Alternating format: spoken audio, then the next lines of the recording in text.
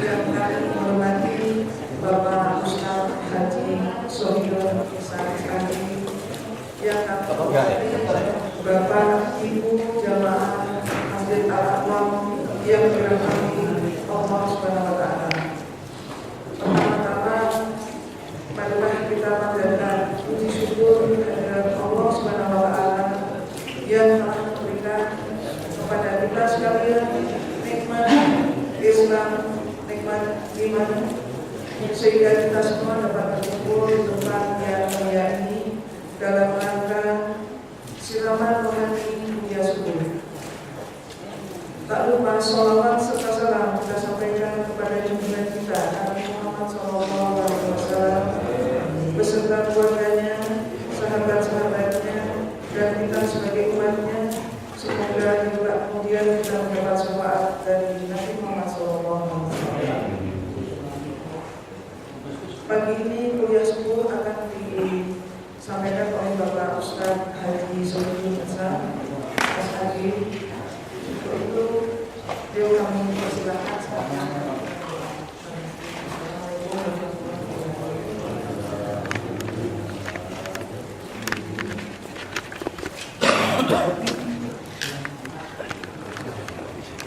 Bismillahirrahmanirrahim. Assalamualaikum warahmatullahi wabarakatuh.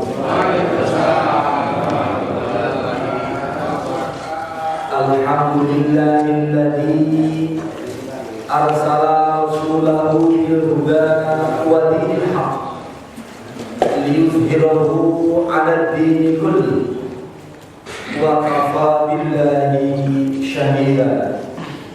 Asyhadu an la ilaha illallah wahdahu la syarika lahu wa asyhadu anna Muhammadan abduhu wa rasuluh. Masya Allah kan wa ma lam yasha lam yakun, la haula wa la quwwata illa billah.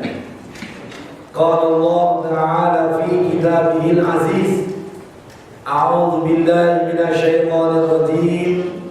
Bismillahirrahmanirrahim. Ya ayyuhalladzina amanu taqullaha haqqa tuqatih wa la tamutunna illa wa antum muslimun. Ittaqullaha alladzi tasaaluna bihi wal arham, innallaha kana 'alaikum raqiba. Ittaqullaha wa qulu qawlan sadida yuslih lakum a'malakum wa yaghfir lakum dhunubakum. Wa may yuti'illaha wa rasulahu faqad faza fawzan 'azima. Wa qala ayatan qul in kuntum tuhibbunallaha fattabi'uni yuhibbukumullah wa yaghfir lakum dhunubakum wallahu ghafurur rahim. Wa qala Nabi sallallahu alaihi wasallam, man ahya sunnati faqad ahabbani wa man ahabbani faqad ma'i fil jannah. Sadaqallahul azim wa sadaqa rasulun nabiyul karim. Hamba Allah, muslimin muslimat, jamaah salat subuh Masjid Al-Aqlam yang dimuliakan Allah Subhanahu wa Ta'ala.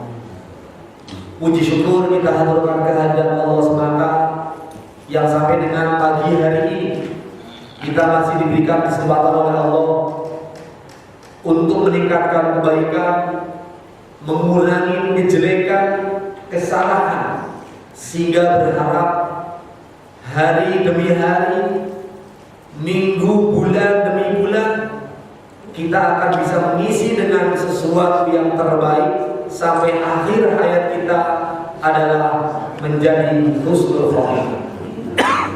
Salawat dan salam semoga juga Allah selalu mencurahkan dan melimpahkannya kepada insan teladan baginda Rasulullah Sallallahu Alaihi Wasallam yang telah diutus oleh Allah untuk membimbing, menuntun, dan memberikan teladan kepada kita semuanya agar kita bisa menjadi orang yang selamat, menjadi orang yang baik dan benar, dan kita berharap akan mendapatkan syafaatnya dalam yaumil akhir.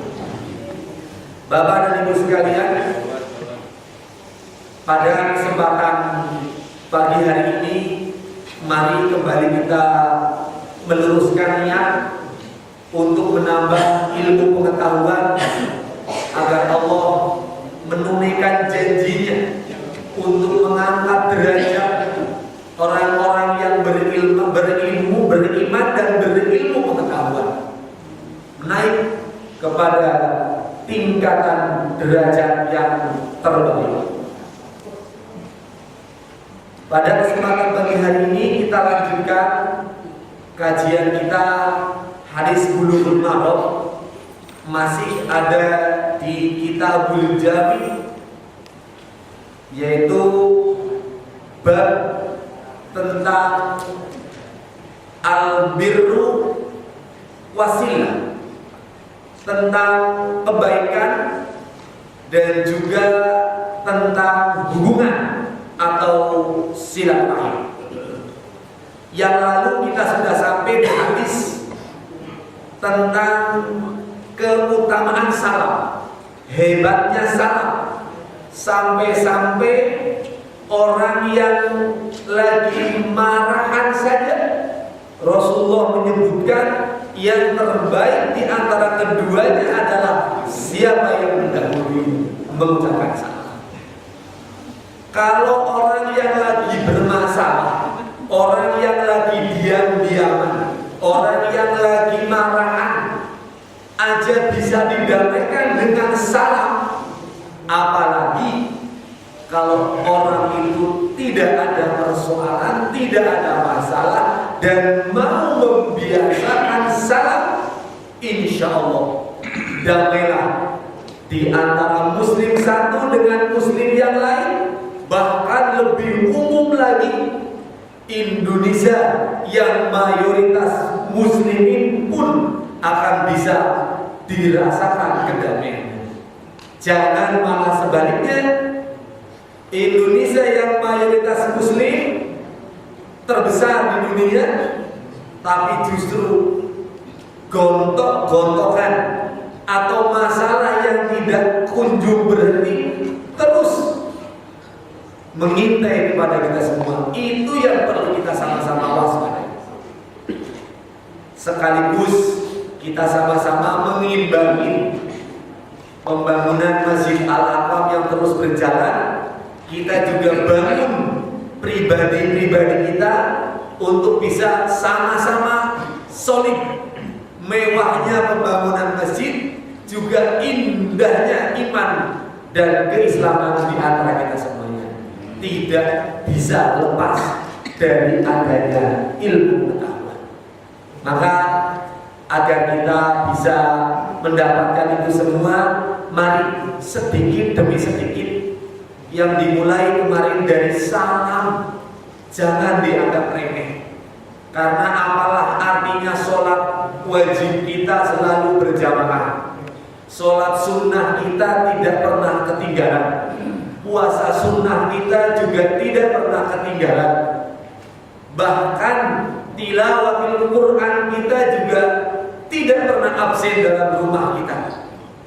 Apa artinya itu semua kalau kita tidak membiasakan salam apabila kita bertemu dan apabila kita berpisah?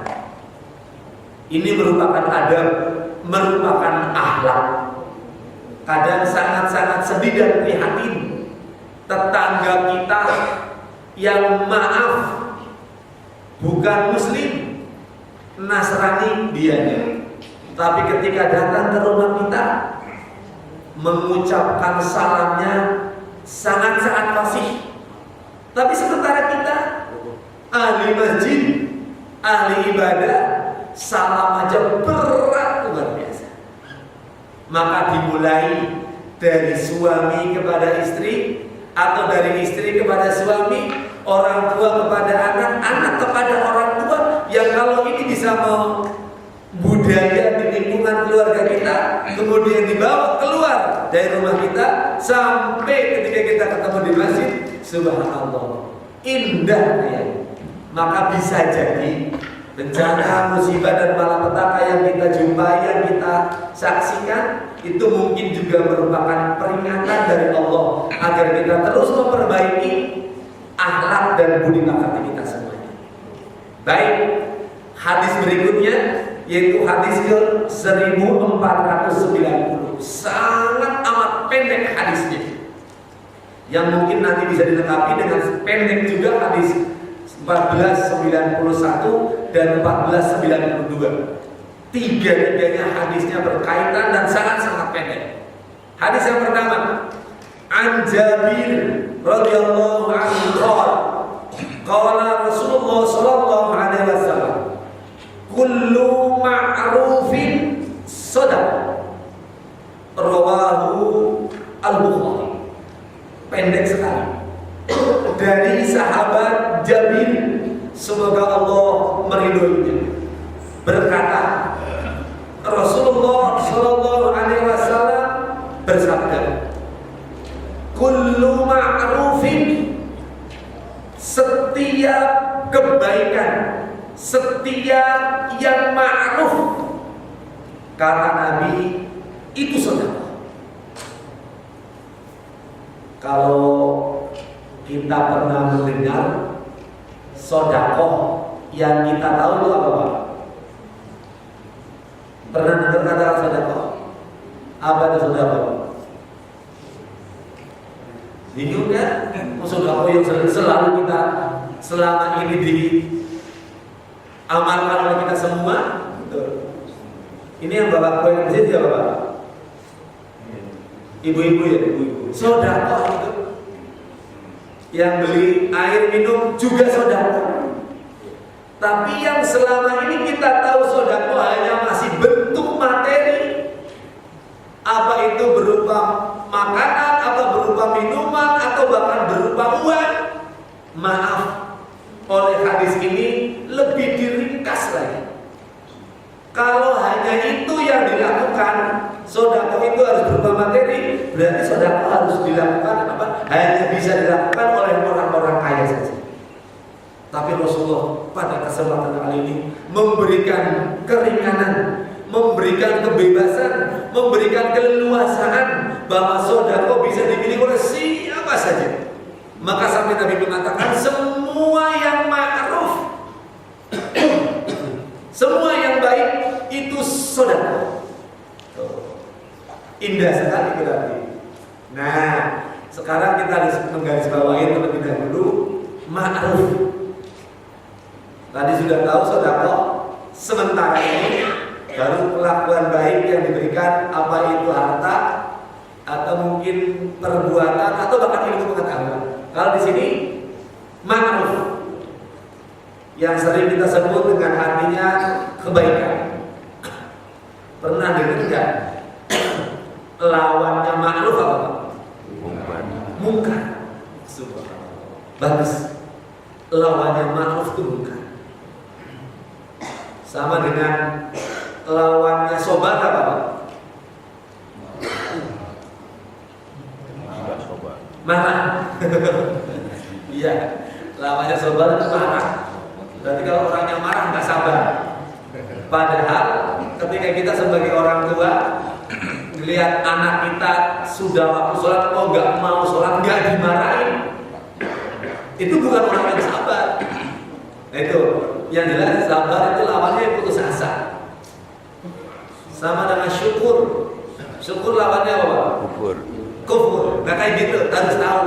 Kita sudah sering belajar kesana kemari, bahasa, ucapan kalimat itu harus mulai dipahami. Di sini ada ma'ruf, yang lawannya adalah munkar.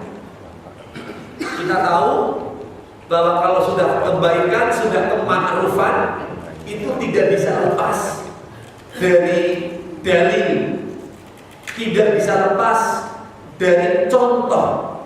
Itu baru yang namanya ma'ruf. Sama dengan kita sering mendengar kalimat amal soleh. Jadi tidak semua amal yang baik itu soleh. Sama dengan ini, tidak semua yang baik itu ma'ruf.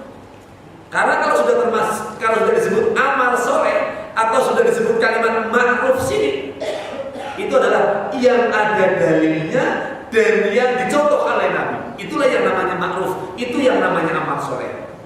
Maka sebaik apapun tapi tidak ada dalil, tidak ada contoh, bukan disebut ma'ruf, juga bukan disebut amal soleh. Maka ini yang perlu kita sama-sama luruskan. Belajar biar kita tahu mana-mana yang dicontohkan oleh Nabi, mana-mana yang Nabi tidak mengamalkan. Ini kadang-kadang apa yang diamalkan, apa yang dicontohkan, apa yang disabdakan oleh Nabi aja kita belum bisa maksimal dalam melaksanakan. Cari-cari amalan-amalan yang tidak dicontohkan, tidak disabdakan, kan sangat amat rawan buat kita semuanya. Nah, mudah-mudahan buat kita seringnya kita belajar, banyak membaca buku, mendengarkan nasihat atau bahkan bertanya, itu menjadikan kita sekarang jinak, menjadikan kita luluh bahwa apapun yang menjadi aturan Allah dan Rasulnya yang sudah ada dalam kemasan ajaran Islam sudah tidak ada tawar-menawar kecuali dijawab oleh kita dengan kalimat sami'na wa ata'na. Jangan yang sudah dalam ajaran malah justru berat melaksanakan, yang tidak ada ajaran malah menjadi kebiasaan. Itu kurang benar. Nah, apa kebaikan-kebaikan? Apa itu yang ma'ruf? Yang ma'ruf yang dikatakan Nabi, semua yang baik, semua yang ma'ruf itu bisa bernilai sedekah. Luar biasa. Banyak sekali dalil yang menyebutkan membaca takbir itu sedekah. Membaca tasbih itu sedekah. Kita menyuruh orang berbuat baik yang sering dikenal dengan amar ma'ruf itu sedekah. Kita melarang orang yang salah, mencegah perbuatan mungkar itu juga sedekah. Contoh-contoh di antara kita masih ada yang makan atau minum dengan tangan kiri. Nah, tugas kita mengingatkan, awas tangan kanan. Kemudian dia mengalihkan dari yang tangan kiri menjadi tangan kanan, sedekah. Masya Allah. Kurang baik apa saja. Ini yang harus kita sama-sama terus berusaha. Tidak ada yang tidak baik. Bahkan kita semangat dalam melakukan menuju ke masjid. Langkah kita ringan, jangankan terang, jangankan sehat. Sekalipun rintik-rintik hujan, sekalipun mungkin kita lagi pegel-pegel badannya, jalan dengan penuh kesemangatan itu juga sedekah. Apalagi kalau sampai mengorbankan, kita menuangkan ember yang kita baca, yang kita bawa, dituangkan kepada ember saudara kita yang memang membutuhkan, lebih-lebih saudara. Ya, ini menjadi ilmu buat kita. Bahkan sampai ada hadis yang mengatakan ini, tabassumuka fi wajhi akhika sedekah. Senyummu gitu, senyummu kepada saudara kamu itu juga sedekah. Bisa gak Bu? Di rumah lagi ada masalah, suami lagi marah-marah, ibu-ibu terutama pergi ke pasar, ketemu sama saudaranya, senyum, bisa gak Bu? Bisa ya? Senyumnya rasanya kira-kira gimana? Hatinya lagi gondok gitu. Kok suruh senyum gitu? Kalau kata bahasa anak muda, senyumnya asem, senyumnya kecut. Tapi ini sudah merupakan adat Islam. Jangan persoalan yang ada dalam keluarga kita, maaf, hanya suami istri yang lagi bersoal, dibawa-bawa anak kita ikut merasakan tidak nyaman. Apalagi keluar rumah dengan saudara tetangga kita, itu yang tidak ada ajaran dalam Islam. Kalau bisa kita senyum padahal hati kita lagi tidak nyaman di dalam keluarga kita, sedekah. Apalagi kalau sudah membantu baik dengan materi atau dengan lisan atau mungkin dengan ilmu pengetahuan, itu semuanya bernilai sosial. Nah, yang perlu diketahui lagi buat semuanya, tubuh kita, jasad kita ini yang terdiri dari 360 persendian, masing-masing sendi itu butuh sedekah. Bahasa kita mungkin butuh subsidi kalau mau kepingin sehat. Nabi menyebutkan tadi, membaca tasbih bisa mensedekahkan sendi, membaca takbir bisa memberikan sedekah kepada sendi-sendi tubuh kita, dan kalimat-kalimat thayyibah yang lainnya. Sanggup kita membaca kalimat thayyibah sampai 360 kali untuk mencukupi persendian badan kita biar sehat? Mungkin berat, tapi Nabi memberikan jalan keluar. Sholat duha 2 rakaat itu bisa mensedekahin sendi-sendi yang ada pada tubuh kita yang sejumlah 360 persendian menjadi cukup dengan 2 rakaat sholat. Apalagi yang memang perlu kita sama-sama sikapi, usia-usia yang kita sama-sama tahu ini. Mungkin mayoritas pensiunan ini. Kalau sudah pensiunan kita udah di atas 50. Itu butuh, yang kadang-kadang sering badan kita suka pegel, pinggang kita sering sakit. Itu mohon, butuhnya subsidi, gitu. Walaupun mungkin maaf saya sering melihat juga bapak-bapak, apalagi sudah pensiunan tadi, khususnya hari Sabtu dan Minggu gitu, itu jalan kaki keliling, mengelilingi komplek, subhanallah. Niatnya jalan pagi olahraga, sekaligus pulangnya bawa belanjaan gitu. Ya nggak apa-apa, boleh lah. Tapi intinya pengen sehat. Maaf, sehat jasmani, apakah artinya kalau tidak sehat rohani gitu. Makanya kalau olahraga tadi mungkin bisa mensehatkan jasmani, tapi bagaimana sholat duha yang kita lakukan walau cuma 2 rakaat? Jujur nih Pak, kalau boleh jujur, kalau kita disuruh sholat 2 rakaat, butuh waktu berapa menit Bu? Berapa menit Bu? Sholat 2 rakaat butuh waktu berapa menit? 10 menit?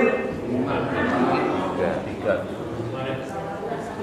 Oh kita bisa itu kalau melihat itu, waktu iqomat itu orang tinggal 3 menit atau bahkan 2 menit setengah aja bisa sholat sunat. Ada yang masih 1 menit setengah bisa kejar itu balapan itu sama waktu iqomat balapan. Gak tahu yang dibaca. Yang saya pernah dengar gitu, sampai kalau Al-Fatihahnya udah tahu, doa ruku sama doa sujud gak tahu yang dibaca, cuma kedengarannya gini, gitu doang kedengarannya gitu. Doa ruku sama sujud kedengarannya gitu kedengarannya. Padahal kan subhana rabbiyal a'la gitu kan, subhana rabbiyal 3 kali atau subhana rabbiyal azim, subhana 3 kali, tapi kedengarannya gitu doang. Masih kedengar mending itu keluar suara subnya. Ada yang tidak ada komennya, bibir kita diem. Maaf, kurang afdol, kurang sempurna.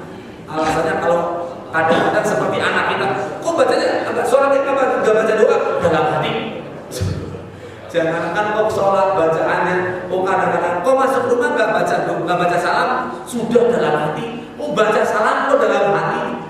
Ini jangan-jangan tadi sholat juga semua dalam hati, makanya cepat sekali karena semua dalam hati. Maaf, harus dilengkapi. Hati itu kerjanya untuk memahami, gitu.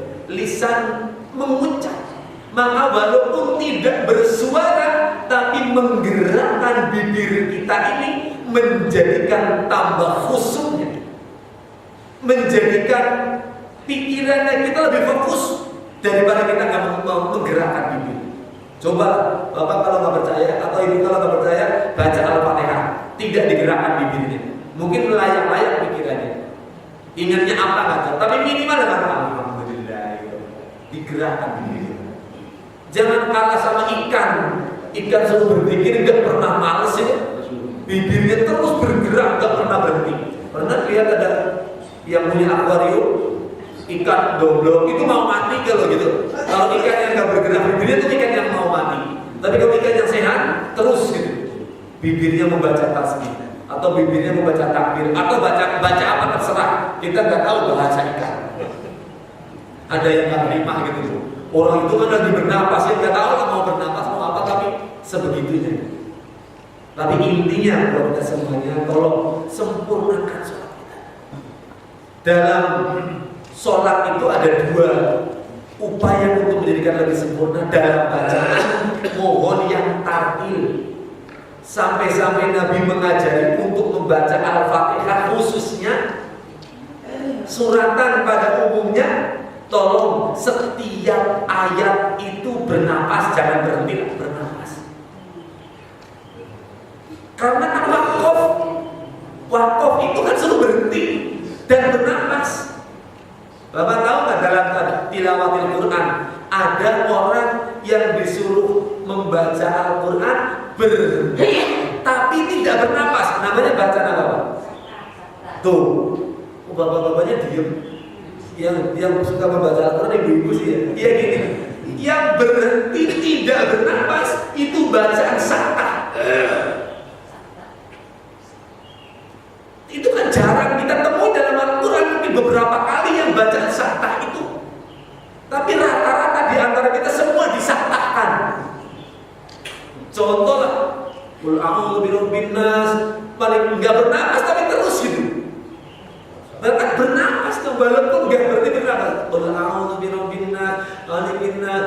Bernapas kalau mau wakaf itu bernapas. Tapi ya karena saking mungkin guru-gurunya atau apa, ya boleh kalau mau nggak bernapas, tapi jangan wakaf diterusin. Qul a'udzu birabbin nas, malikin nas, ila terus boleh. Tapi bukan namanya wakaf itu. Tapi kadang-kadang kita sudah wakaf bacaannya tapi nggak bernapas. Nah, maka dari itu pentingnya kita terus Al-Quran dipahami, bacanya terlebih dahulu. Gini, dalam hukum yang pernah kita dengar ada fardu kifayah. Kalau kita ingin dengar kata-kata fardu kifayah, itu ingat hukum apa? Sholat jenazah ya. Sholat jenazah. Apa sih tahu pengertian hukum fardu kifayah apa?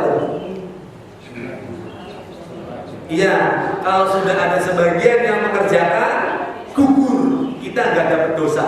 Tapi kalau tidak ada yang mengerjakan, semuanya berdosa. Pernah dengar lagi nggak selain sholat jenazah yang hukumnya fardu kifayah? Ternyata belajar ilmu tajwid. Maksudnya biar kita baca Al-Quran yang benar.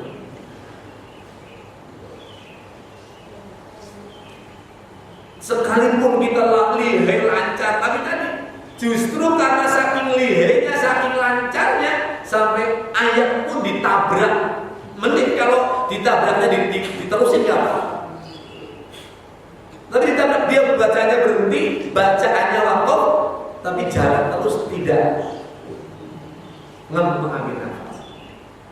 Jadi belajar ilmu tajwid ternyata hukumnya fardu kifayah. Memang benar karena sudah ada yang lain belajar, terutama orang-orang yang di pesantren, kita nggak berdosa. Tapi apa sekarang nggak dibalik?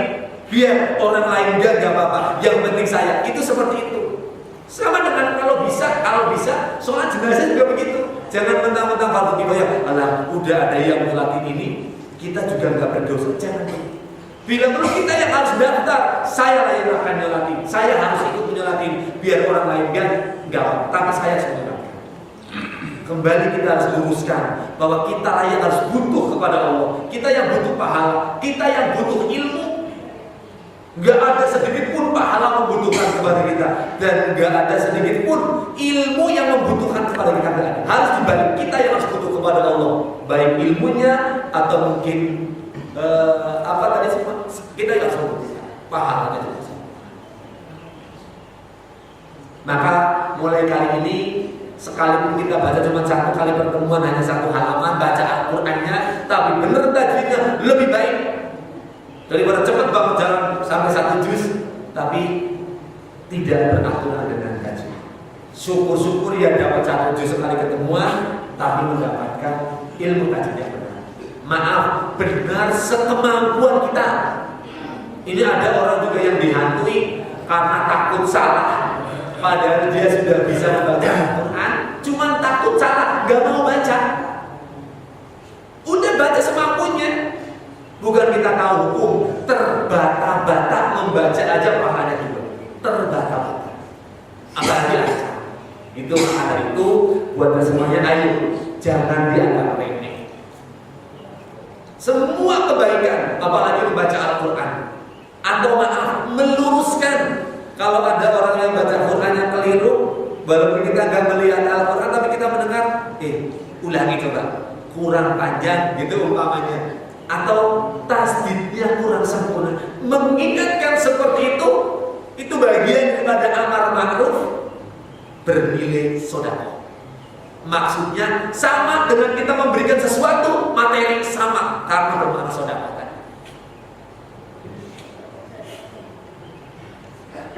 Atau kalau mungkin yang lain, sedekah itu mau diartikan pemberian tadi, atau bahasa lainnya infak gitu.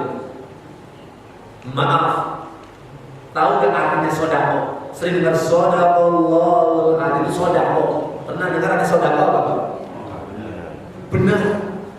Kan maha benar. Sedekah itu benar. Makanya arti sedekah itu benar. Maksudnya kalau kita melakukan sedekah, apa itu harta atau mungkin ilmu dan tenaga tadi, itulah yang benar milik kita. Kalau kita mungkin sedekah atau infak uang, anggaplah 1.000 perak. Uang 1.000 itulah yang benar milik kita. Baik di dunia mengalir pahalanya, apalagi yang akan membarengi kita di akhirat, itu harta yang kita sedekahkan, atau tenaga yang kita sedekahkan, atau ilmu yang kita sedekahkan, itu yang benar, sedekah. Makanya ternyata buat kita semuanya, jangan bersedekah menunggu kaya. Jangan bersedekah menunggu kita punya kelebihan, tapi lakukan sesuatu yang bisa mengundang nilai pahala sedekah. Sekali lagi saya katakan, kullu ma'rufin sedekah. Semua kebaikan itu bernilai pahalanya sama dengan kita memberikan sedekah.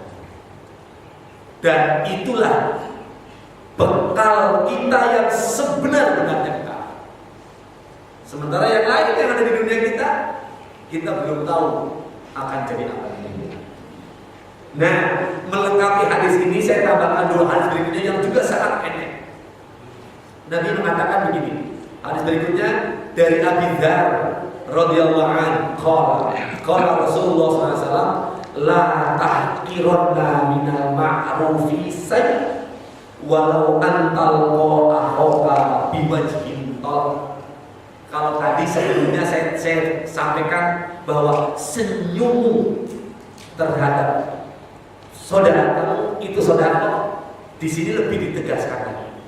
Jangan meremehkan perbuatan baik, walaupun cuma bermuka manis. Ya tadi mungkin juga senyum, atau kalau bahasa orang Jawa bilang itu sumeh. Ketika kita ketemu atau kita berhadapan dengan wajah saudara. Ini maaf sekali, kadang-kadang saking tawaduknya seseorang, saking banyaknya ibadah, saking tingginya ilmu, ketemu siapa aja diem, manyun, jadi hanya mengutamakan zikir sendiri. Dia buat kami sendiri membaca tasbih. Ketemu sama orang biasa aja.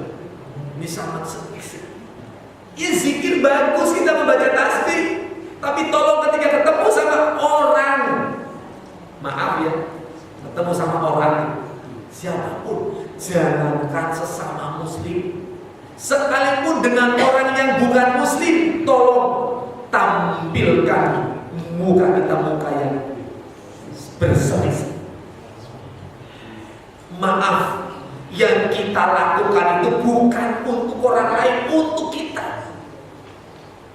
Coba kalau kita sendirian dilakukan begitu, kita ketemu sama orang itu manyun kepada kita, sementara orang itu dekat, orang kita kenal.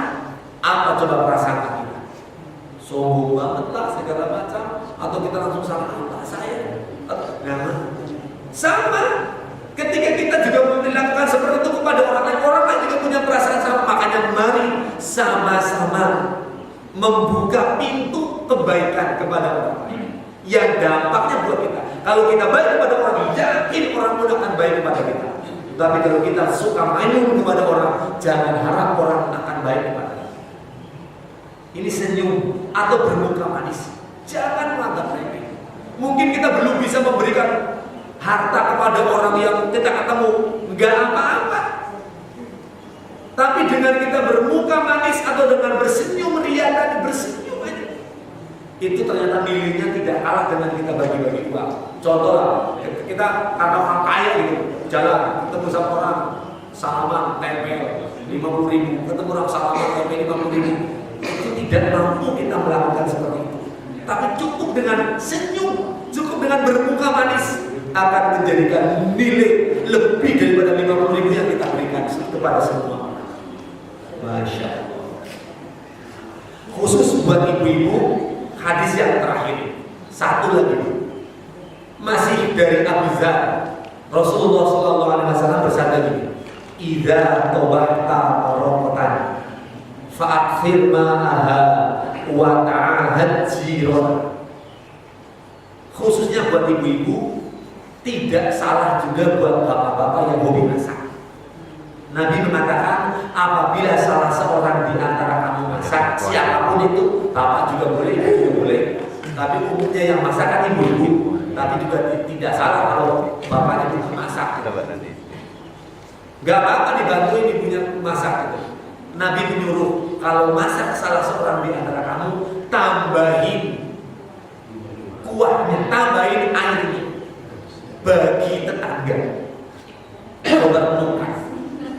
Ya tidak apa-apa, walaupun dalam tafsirnya, dalam sarah Bulughul Maram yaitu Subul Salam, nggak apa-apa walaupun cuma kita kasih kuah aja, nggak apa-apa. Ini menandakan bahwa sampai sebegitu cuma kuah aja suruh dibagi gitu. Ya tadi sama dengan cuma sume, cuma bermuka manis aja suruh kita lakukan. Tidak bisa bersedekah dengan harta gitu. Ini masih penting air, tapi air kuah gitu. Apalagi kalau memang kuahnya itu kuah kambing, gulai gitu. Ya biar kuah-kuahnya nggak apa-apa kan. Boleh seperti itu. Boleh sampai seperti itu. Ya tentu bagi bapak-bapak, ibu-ibu masjid jamaah masjid Al-Haram nggak mungkin lah memberikan cuma air doang, nggak mungkin. Saya tidak. Bahkan mungkin semboyan bapak sama ibu mendingan gak ngasih daripada cuma kuahnya doang gitu. Tapi memang Nabi menyuruhnya detailnya begitu. Redaksi hadis asli begitu. Tambahin airnya, bagikan kepada tetangga. Tapi mungkin kalau di zaman Nabi dulu begitu. Tapi kalau sekarang kan maaf aja gitu. Saking sudah sangat berlebihannya sampai hal seperti itu tidak berlaku. Tapi jangan pernah menganggap remeh. Mungkin ada tetangga kita yang sama sekali gak punya lauk, gitu. Sama sekali gak punya untuk makan, hanya nasi aja, nasi kemarin gitu. Coba kalau disiram air kuah yang hangat baru gitu. Rasanya nasi baru. Walaupun nasi kemarin disiram kuah kambing yang baru matang, rasanya nasinya nasi baru. Daripada nasi baru disiram dengan kuah kemarin ya jadi rasanya rasa kemarin. Enggak apa. Ini mohon sekali lagi, jangan menganggap remeh terhadap kebaikan. Ada dalil yang lain, maaf. Sekalipun kita cuma ketika lewat di jalan, dulu pakai bahasanya, kalau kamu lihat duri di jalan, tolong dipinggirkan atau diambil dibuang. Dulu duri, dulu. Ya mungkin paku, selain paku lah. Mungkin paku terlalu berlebihan, atau mungkin duri berlebihan, atau mungkin barang-barang tajam berlebihan. Ya mungkin sekarang kalau sekalipun ada batu yang di tengah jalan, karena orang udah jalannya cor begitu kok, di tengah ada batu gelundung satu, atau mungkin lagi batu patah-patahan. Jangan kita menganggap remeh, disingkirkan. Disingkirkan. Itu di jalan, apalagi di dalam masjid. Gitu. Apapun bentuk itu sampah. Tolong jangan menganggap remeh. Bukan malah nyampah ya. Jadi orang kita ketika melihat sampah dalam masjid sekecil apapun anggaplah. Ada itu plastik yang bekas tusukan minuman kan suka kelihatan. Kalau kita mau bisa mengambil kan susah, kalau mau dibuang keluar kan pakai balik jauh, mungkin di kantong. Ada, saya pernah melihat itu, ada yang bapak-bapak ada sampahnya gini kan di kantong, mengamankan gitu, menyelamatkan. Apalagi kalau sampah itu memang besar. Intinya jangan menganggap remeh. Itu yang bergerak dengan tenaga tanpa ucapan aja susah. Gimana kalau sampai kita mengucapkan? Mungkin lebih berat ya. Tapi tolong kita semua niat untuk menjadi orang yang baik. Nanti insya Allah perbuatan sepele-sepele begitu kita bisa menganggap tinggi nilainya di sisi Allah, sehingga kita tidak akan meremehkan, akan menjadikan berkualitasnya ibadah kita, dan juga akan bisa menambah megahnya masjid ini. Itu bapak itu subhanallah. Ya mungkin biasa aja ibadahnya, tapi perilakunya sebegitu mulia, terbawa namanya harum dan membawa. Itu kan jamaah al-aqwam, subhanallah, itu terbawa. Kebaikan yang sepele akan bisa menjulang tinggi karena memang kita sama-sama angkat ini derajat. Tapi bisa jadi perbuatan mulia tinggi tapi diremehkan, itu akan menjatuhkan martabat kita. Iya kan? Kita ibadahnya tinggi, ngajinya di mana-mana, tapi cuma manyun tadi. Hilang itu nilai ibadah kita yang tinggi tadi. Bahkan mungkin hilang nilai-nilai ilmu yang kita dapat kunjung di mana-mana. Apalagi ya maaf ya, jilbabnya besar gitu. Tapi kalau ketemu sama orang sinis itu. Terus apa artinya jilbab itu? Bahwa jilbab itu dapat dari ilmu yang kita pelajari, bahwa jilbab itu begini-begini, dia pakai jilbabnya. Tapi kenyataannya dengan akhlak kepada orang lain tidak menjadikan nilainya selamat atau maslahat. Nah, mungkin ada pun sisa waktu yang ada, silakan. Mungkin 5-10 menit ada yang mau komentar, apa mau menambahin, atau mau bagi-bagi pengalaman, atau mungkin mau bertanya. Kami silakan. Monggo, Pak.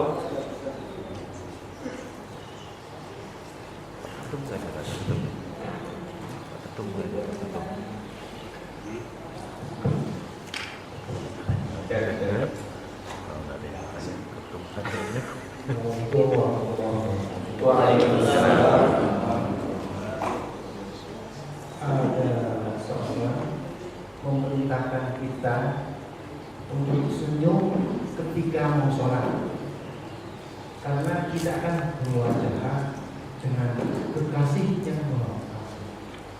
Allah yang memberikan ilmu, yang memberikan semuanya kepada kita. Masa kita mau berwajah dengan Allah, wajah kita kok datar-datar saja. Nah, apakah senyum ketika mau sholat itu ada tujuan? Terima kasih. Iya, langsung aja. Mumpung subhanallah. Iya, sebenarnya bukan maaf ya. Kita sudah menghadap kiblat, tiba-tiba senyum sendiri gitu. Maaf, itu bukan. Tapi justru sebenarnya Allah akan menilai senyum kita, dinilai senyum kepada Allah ketika kita senyum kepada saudara kita. Itu ada mungkin bukan hanya senyum aja ya. Sama dengan kalimat ini. Kita akan diberikan pertolongan oleh Allah selagi kita memberikan pertolongan kepada orang lain. Artinya kita beramal kepada Allah gitu. Tapi wujudnya kita kepada orang lain gitu. Bagaimana kita beramal?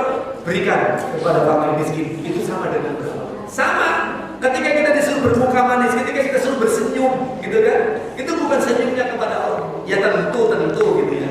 Dalam hal itu juga intinya jangan kita mau sholat dalam kondisi marah, dalam kondisi yang gitu. Bahkan kalau untuk sholat yang saya tekankan bukan senyum, tapi khususnya berpakaian. Masa bahkan kita mau ketemu sama kekasih yang maha super tinggi gitu. Coba jujur, baik bapak-bapak atau ibu-ibu, pakaian kita untuk ke kantor dengan pakaian kita untuk sholat gitu. Coba jujur, lebih licin mana?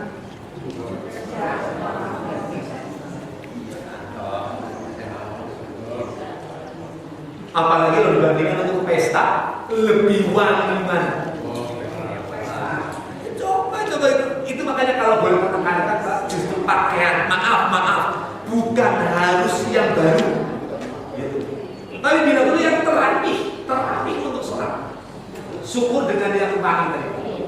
Soalnya di TV Ustaz. Di TV. Jadi ini ada tuntunannya apa enggak? Belum, saya belum menemukan dari tuntunan senyum ketika mau sholat. Saya belum menemukan.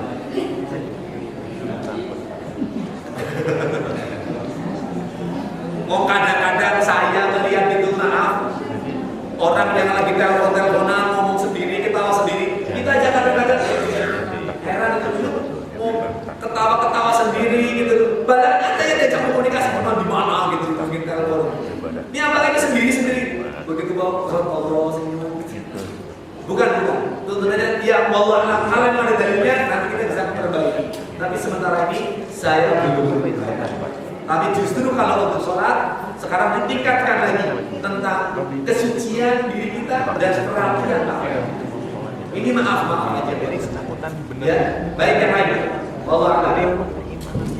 Silakan Bapak.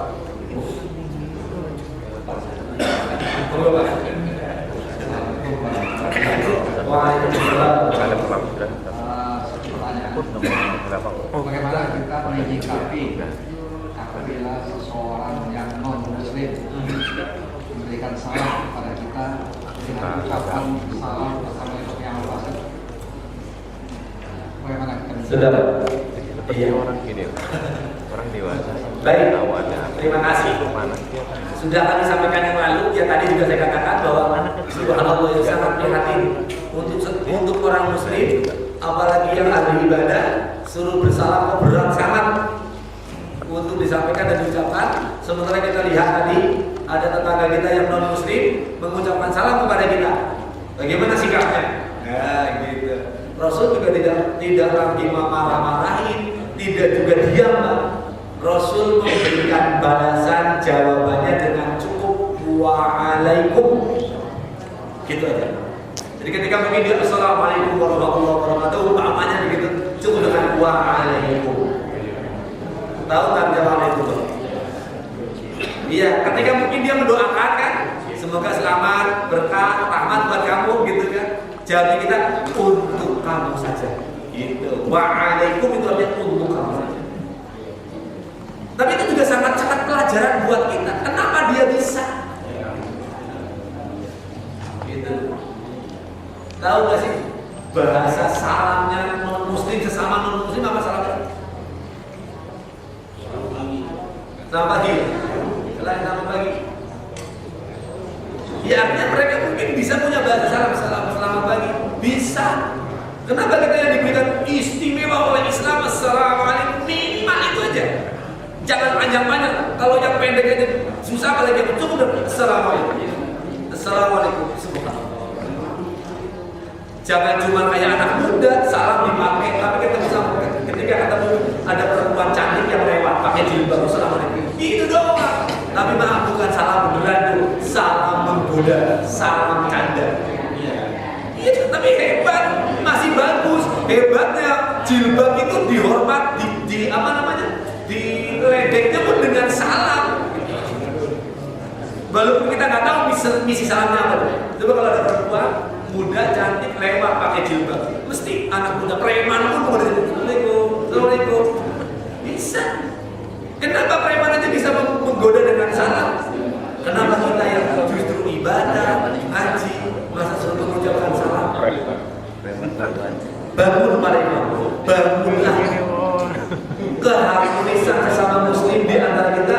dengan menebarkan Sleman dan Kalimantan Kiai.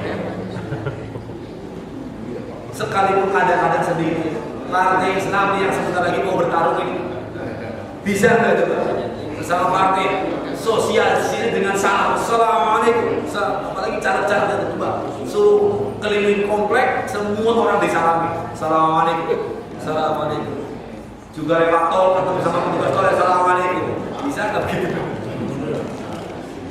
Saya pernah gitu, itu salah seorang mobil supir itu kemana aja ketemu sama orang salam, sampai kepada tukang tol pun salam. Ya bagus lah, tapi juga kita harus lihat-lihat ya, kalau tukang tolnya muslim sih nggak jadi masalah. Kalau muslim kan salah lagi kita harus salah. Satu lagi biar pipir, yang nanya mau satu lagi, monggo bang, silakan. Terima kasih Pak. Assalamualaikum warahmatullahi wabarakatuh. Waalaikumsalam. Yang ingin saya tanyakan adalah sekarang ini kan dengan kemajuan teknologi itu ada SMS, ada WhatsApp, ada Line segala macam. Itu kan sering juga ada semacam yang kayak status lah kita buat. Kadang-kadang ada tulisan assalamualaikum itu tulisannya ASS, BB apa segala macam. Menurut Pak Ustaz itu gimana Pak? Terima kasih. Subhanallah. Itu pernah saya mendapatkan teguran banyak dari orang-orang itu gara-gara mengucap menulis salam disingkat-singkat gitu. Mohon walaupun mungkin kita mengacu pada dalil innamal a'malu binniyat gitu. Kita melaksanakan itu tergantung dengan niat.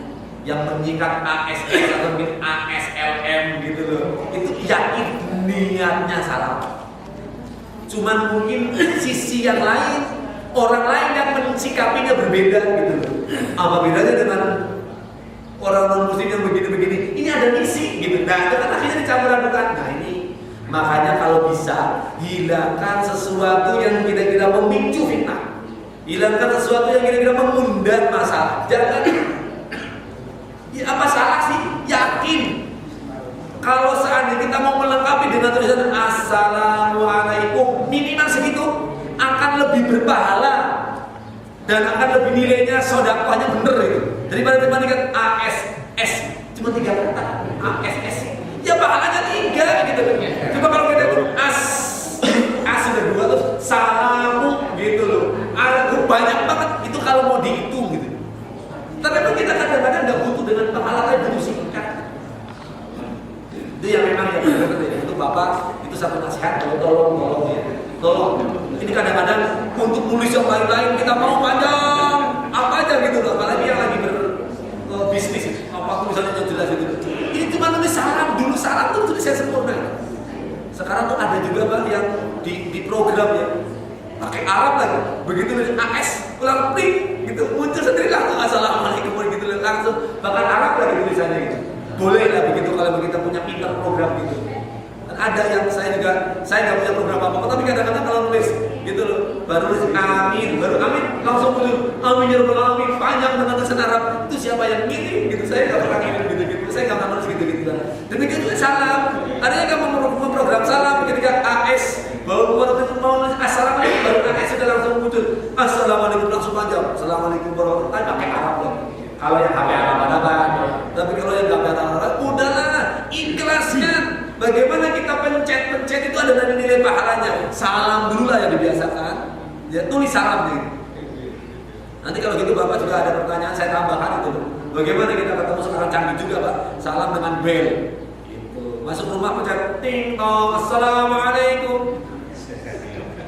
Bel aja bisa mau salam. Masa kita yang hidup, yang punya hati, yang punya otak masa nggak bisa mengucapkan salam?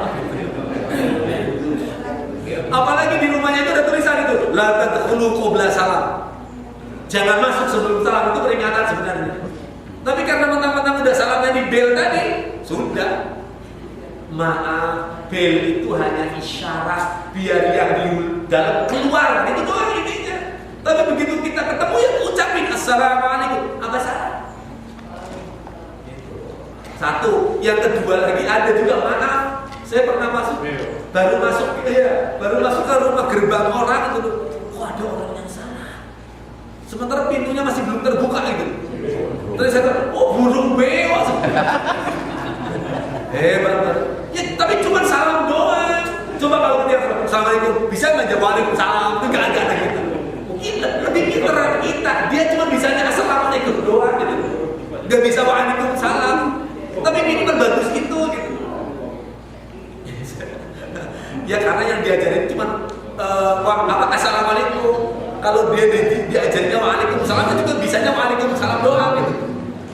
Makanya saya pernah ketipu itu. Ada anak kecil gitu. Dia cuma bisa angka 2 doang. Anak saya hebat.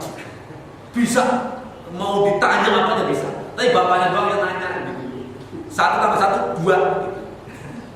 10 kurangi 8 2. Pinter banget gitu. 100 kurangi 98 2 loh. Hebat sekali. Cuma bisa cuma 2 doang, tanya yang lain gak bisa. Ya kayak burung beo tadi gitu loh. Bisanya cuma assalamualaikum. Coba kita ajarin anak kita, cuma 1 aja deh. Tapi mau diolah pertanyaannya, tapi yang jawabannya itu aja. Makan 1000 dikurangi 998 2 jawabannya. Jadi ternyata hebat gitu. Nah itu burung beo tadi juga sama. Tapi ya maaf, pantas kalau kita mengambil pelajaran burung beo tadi, kalau Allah memberikan kalimat itu, manusia yang disiapkan neraka jahanam kan manusia yang punya telinga, punya mata, punya hati, tapi nggak berfungsi. Belajar sih iya, tapi nggak dipakai gitu kan? Nggak ada fungsinya mulut, nggak ada fungsinya mata, nggak ada telinga. Karena apa? Tidak diamalkan. Masih lebih bagus kan? Dia lebih hina daripada binatang gitu kan? Ulaika kal'an'am, mereka seperti binatang baru atau bahkan lebih rendah daripada binatang. Lebih hebat beo bisa mengucapkan salam walaupun cuma salam doang, masih lebih bagus. Ya, untuk ibu-ibu terutama juga bapak-bapak yang hobi SMS-an, tolong coba mulai sekarang mengetik salamnya yang sempurna. Assalamualaikum, walaupun cuma segitu. Nanti bulan depan ditingkatkan sempurnanya. Assalamualaikum warahmatullahi. Nanti pas bulan Ramadan sudah lengkap. Assalamualaikum warahmatullahi wabarakatuh. Tapi saya yakin berat. Emang untuk kebaikan itu berat. Nulis salam itu baik, tapi berat. Coba nulis kata-kata yang macam-macam itu dikirim ke orang pada segala macam tulisan. Masya Allah. Tapi insya Allah dengan nasihat ini telinga kita mendengar, mata kita juga melihat, hati kita hidup, hati kita terbuka. Tadi sudah didoakan Rabbi zidni ilma ya Allah, warzuqni, bahwa berikanlah kepahaman. Tandanya orang paham mengamalkannya. Demikian barangkali yang bisa kita dapat pada kesempatan kali ini. Kita berdoa kepada Allah yang salah selama ini mudah-mudahan dapat ampunan, yang ke depan kita diberikan kemudahan dan diberikan keikhlasan dan kesabaran dalam amalnya. Al-Fatihah. A'udzubillahi minasyaitonir rajim. Bismillahirrahmanirrahim. Alhamdulillahirabbil alamin. Arrahmanir rahim. Maliki yaumiddin. Iyyaka na'budu wa iyyaka nasta'in. Ihdinas siratal mustaqim. Shiratal ladzina an'amta 'alaihim ghairil maghdubi 'alaihim waladdallin. Amin. Amin ya rabbal alamin. Rabbana amanna bima anzalta wa tabaqna rasula faqtulna ma'asyaihin. Rabbana afriq 'alaina syurra wa sabbit aqdamana wa ansurna 'alal kafirin. Rabbana la tuzigh qulubana ba'da idh hadaytana wa hab lana min ladunka rahmatan innaka antal wahhab. Rabbana hab lana min azwajina wa dhurriyyatina qurrata a'yunin waj'alna lil muttaqina imama. Rabbana atina min ladunka rahmah wa hayyi lana min amrina rasyada. Rabbana taqabbal minna innaka antas samiul alim wa tub 'alaina innaka antat tawwabur rahim. Rabbana atina fid dunya hasanatan wa fil akhirati hasanatan wa qina adzabannar wa adkhilna jannata ma'al abrar ya 'aziz ya ghaffar ya rabbal alamin. Sallallahu ala Muhammadin wa ala alihi wa sahbihi ajma'in. Walhamdulillahirabbil alamin. Subhanallah wa bihamdika asyhadu an la ilaha illa anta astaghfiruka wa atubu ilaik. Billahi taufiq hidayah.